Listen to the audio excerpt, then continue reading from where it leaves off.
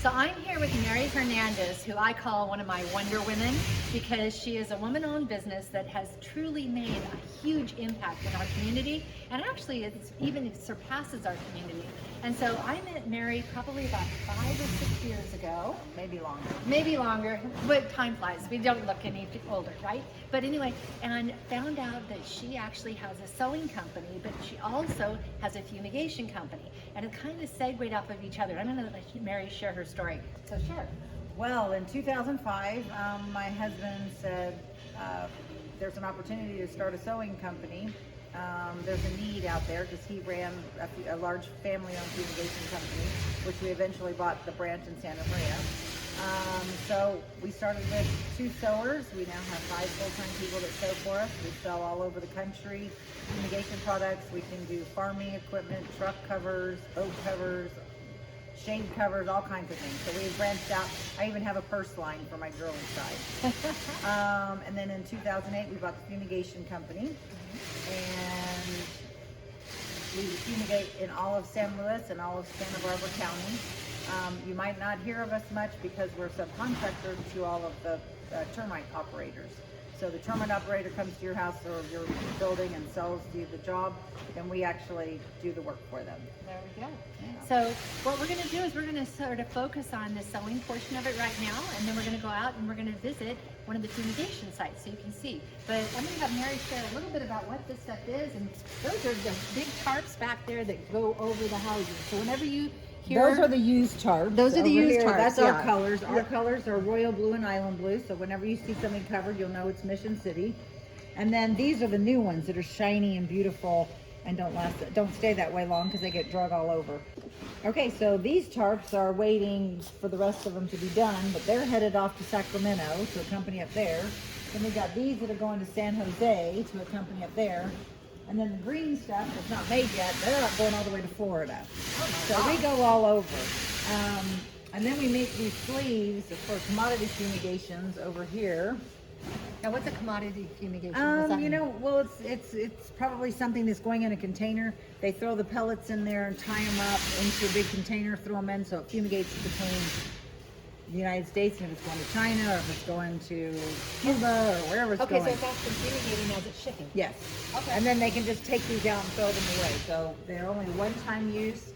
But we sell them Texas, Louisiana, Florida, Washington. I think that's wonderful. So Yeah. that means that if something comes overseas and it's got one of those in there, no bed bugs. No bugs. That they're used doing it for like bugs that are in your flour or your rice or your whatever. Oh, wow. Yeah. Okay. Yeah, Okay. not bed bugs. Okay. Well, I may kill bed bugs. I don't know because I'm not familiar with the chemical because I'm only a fumigator. So I only Yeah. deal with 2 chemicals, Yeah. sulfurofluoride and chloropicrin. So. Okay, you're a fumigator, but you're a sewer that creates for other Yes, people to do yes. other stuff. Yes, and I've tried to go up to Washington and visit my friend who buys a lot of these sleeves, but it just hasn't worked out yet. And now That with sounds like COVID, we're going to have to go on a trip. road trip. There we go. I'm there with you. So you've got, you said you... So this is working on, this is a chart, a very large chart. These machines pop them out, Carlos pops them out all day long. And they're working on the windows, which is the aeration, only in California. We have to use this, nowhere else in the country. But so they have windows and then tubes on the other side of the house for aeration, but we'll get that to in fumigation time. And then I also noticed you have fabric. Well, this fabric is for my purses. I have a line called Chic Sack, and I make purses. I figured a few years ago, well, probably like 8 years ago, you know, I deal with all men in a very male-dominated industry. It's dirty, it's grungy, but we get the job done, and I needed some kind of girly outlet, so my sister and I started doing purses. So I have great seamstresses, and they do the purses, and we have them in boutiques all along the Central Coast. Wonderful. Or online. Online. And the online, if they want to check it out online, what's the online presence for your sacks? Chic Sack, CHICSAK.com. Or your daughter has it up in the Albertson Shopping Center in Orchid, doesn't she? She is at Company's Coming. She's the Right. owner of Company's Coming. Right. Yeah. And so you can get them at Chic Sack at Company's Coming. And that's another place that Mary has her fingers in everywhere. That's why I call her my Wonder Woman. And we're going to go out and see one of the sites that they've actually put the fumigation tents on, so that way we can make certain and you can see that side of it too. Okay, let's go. So now we're at one of the job sites that Mary's company does for the actual fumigation. And she's going to walk through a little bit about how this process is, and then share a little bit about why you might want to consider doing this sooner rather than later, and also some other things. So Mary, take it away. Okay, well, this is our fume truck. It's loaded with our sand snakes that go around the building, the structure to hold everything down, and our tarps and our clips. And you know, it's a working truck with a lot of parts to it, so it gets the job done. And we'll go over here. And this is the actual fumigation. These clips, well, we pride ourselves with our lovely stripes, but all the clips now, they're either at a seam, which you'll see right here is a seam, so we have to clamp them together. But then here it's just loose, and we want it very tight around the house so we get a nice seal. Underneath here on every corner we put carpet pads to protect the top or to protect your home. We put tape around things like the pipes so that it protects everything and we don't get ripped, because we know how windy it is in Santa Maria. Fumigators do not like the wind, by the way. And then we weighed it all down with sand snakes. These are about 22 pounds each, and they overlap each other, and it keeps it very tight so that we get a good seal. And then you also mentioned, if we go over here, in California they require something that's not required in other areas. Yes, it's a CAP plan. It's a California aeration plan. Not needed anywhere else, but we've had this going for probably 8 years. And on one side of the house, away from any other structure, you have a tube that we will open up tomorrow when we start the aeration process. So we put the chemical in today, cover it, put the chemical in tomorrow. We come and aerate it, and on the other side of the house, so there's a fan pulling the air out, the chemical air out, and on the other side there's windows in our tarp. We open those up and it pulls the clean air in, and so it has to aerate over at least 12 hours. And then we come back on the third day and take it down before noon, because everything has to be done, all our downs have to happen before noon for the gas company. And that's another thing. So whenever the tarps are done and whenever the fumigation is done, you actually have to schedule a 48 hours in advance from the gas company, because we can't have gas actively on in the property. And then the chemical that is used, people oftentimes are concerned, you know, well, what happens after the fumigation? Do we have to have the carpets cleaned? Do we have to wipe all their surfaces down? Very good question. So it's sulfurofluoride is the chemical that is used.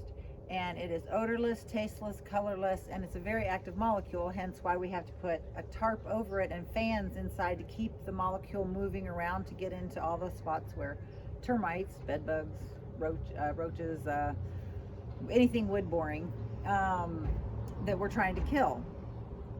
So because of that, it doesn't stick to anything. It doesn't have any kind of residual effect.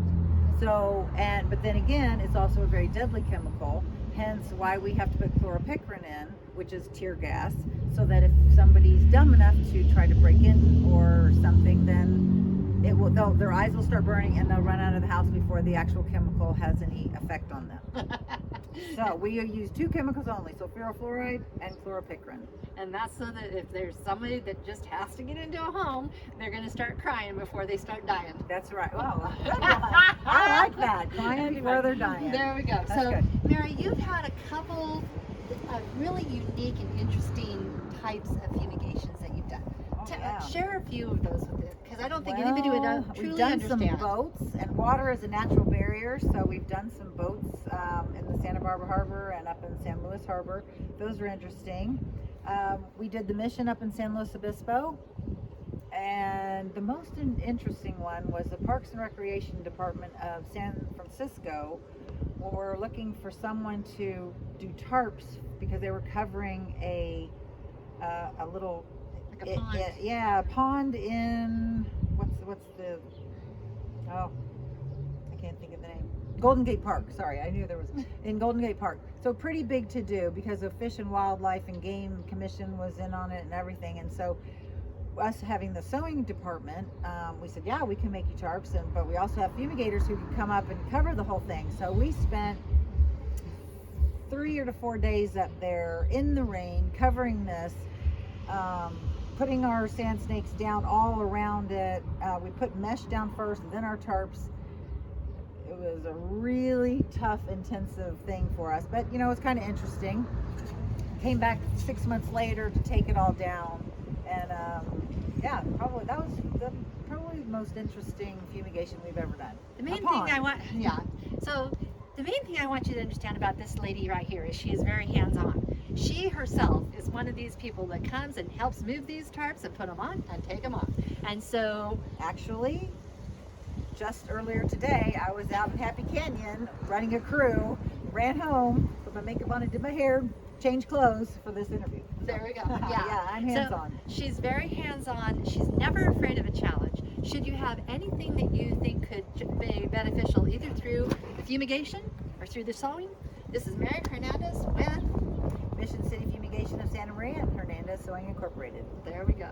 The one thing I do want to mention though that I didn't mention was that she herself is a subcontractor. So there's signs on each of the properties, and those are the different termite companies that actually contract with her to do the fumigation. So you can't really reach Mary directly, but you can reach me and I can reach her, and we can make certain that the termite company that actually performs your job is actually using a good quality company that takes care of your home, makes certain to deliver on a good product, and makes certain to stand behind their work. So thank you, Mary. Thanks. Awesome.